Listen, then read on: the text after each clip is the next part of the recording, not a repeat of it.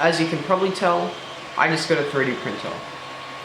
Can you use it for printing things other than crap you'll look at once? Let's find out.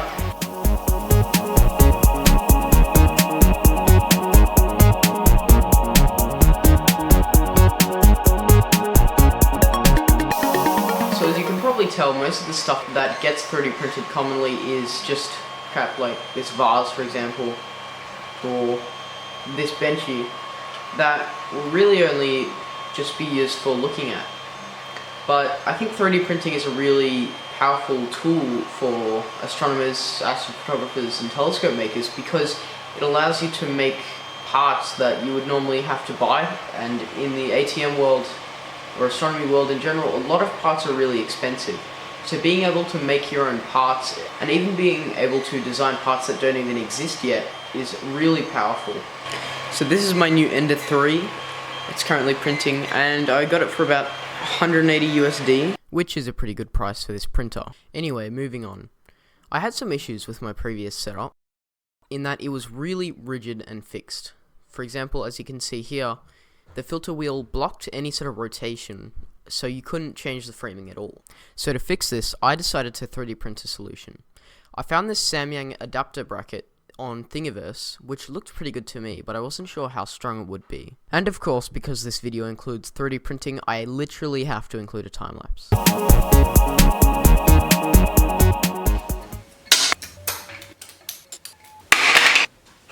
So here's the final piece. It is pretty good. I was actually really happy with it. It holds the lens really great, but I realized I don't have anything to hold it. So with my artistic prowess, I drew a sketch, which I then converted with my crappy CAD skills into a 3D model, as you can see here. So what it does is hold the camera on one side and the guide scope goes on the other side. It fits to slot into a dovetail, and it also has a stepper motor holder.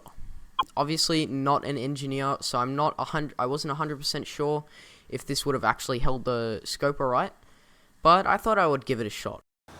So, about 9 hours and the collapse of modern society due to global pandemic later, I have with me the finished product. So it might just look like a big mess of cables, because it is, but within there is the final 3D printed part that's holding not only the camera lens, ASI 1600, but also holding the guide scope. And it sort of acts as a bit of a cable management tool inside of here. So this has actually turned out really nicely. It's got only a very little amount of flex, as I'll demonstrate now. A lot of that is actually in the mount, because it's not a very sturdy mount. But otherwise, it's surprisingly strong. So this was printed, this is about 1 centimeter thick, and it was printed with 20% gyroid infill. I designed this part. I'm hoping that this part will be able to hold the setup for actual imaging use sturdily enough, which it seems like it will, hopefully. Small projects like this might not be that spectacular, but when you consider that you can print literally anything that someone's made online for just about no cost at all, maybe just the cost of filament, it's really amazing. And in astronomy, this is, I feel like 3D printing is going to be huge, really, because there are so many parts that people up till now just had to buy, and some of these are really one-off and expensive. And I'm not even sure if I could have gotten this bought or made by anyone for a reasonable price. So being able to 3D print it is just amazing. And the fact that you can print specific things as well in the click of a few buttons. There are people 3D printing telescopes, such as the analog Swift, I believe, with a few extra parts added that are not 3D printed. But it's really spectacular what the technology can do now. And I feel like printing a telescope might not be too far away. If the optics can be sourced, then so can the telescope, really. The telescope can just be 3D printed. Hopefully you'll see more about 3D printing from me in the future.